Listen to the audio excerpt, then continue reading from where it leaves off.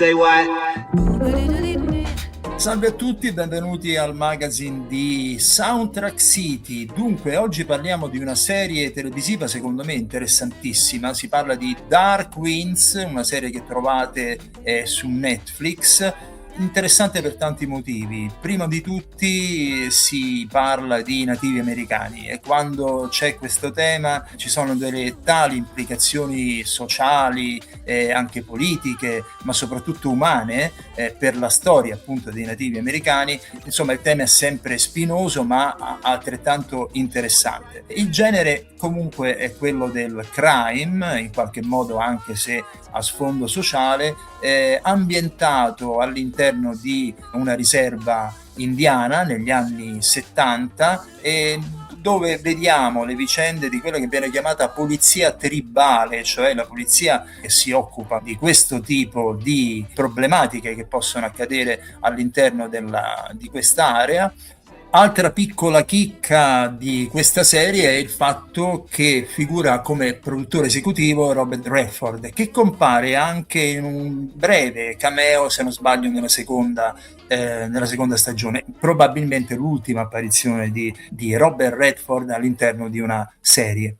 Andando invece sulla colonna sonora composta dal Kiner Music, che sarebbe un trio in sostanza formato da Kevin Kiner, che è il padre, e i suoi due figli Diana e Sean.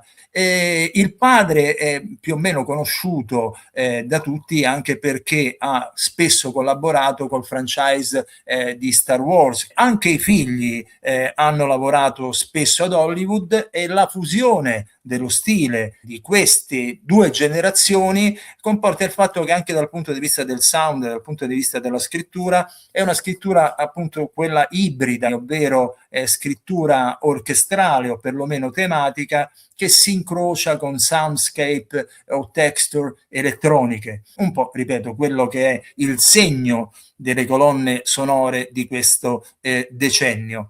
In particolar modo su Dark Winds c'è anche un altro tipo di innesto sonoro. La collaborazione con una cantautrice attivista di nome Pura Fé, che ha dato appunto quel colore molto particolare, molto legato alla musica tradizionale e popolare dei nativi americani alla colonna sonora di questa serie. In generale quello che possiamo ascoltare di molto interessante è questa sound che io chiamo desertico, dove alcuni strumenti a corda la fanno da padrone. Pensate ad esempio alle colonne sonore di Gustavo Santaolalla o anche il Raicuder di Paris, Texas, quindi quel mondo scarno, essenziale ma molto denso e molto intenso. L'altro dato fondamentale è quello dell'utilizzo delle canzoni che sono state scelte dal music supervisor Rick Clark, ma anche insieme alla showrunner della serie che è John Wirth.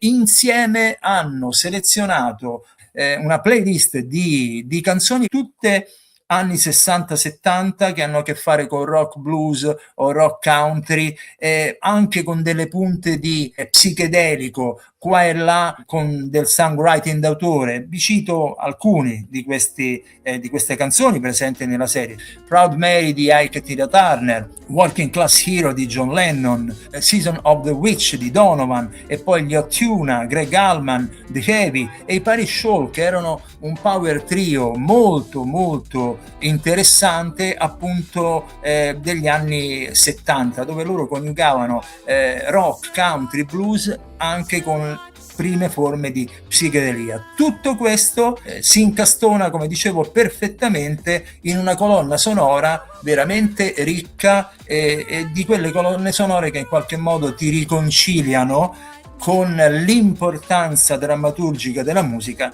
all'interno di una serie. Quindi andatevi tutti a vedere su Netflix Dark Winds. Alla prossima, ciao!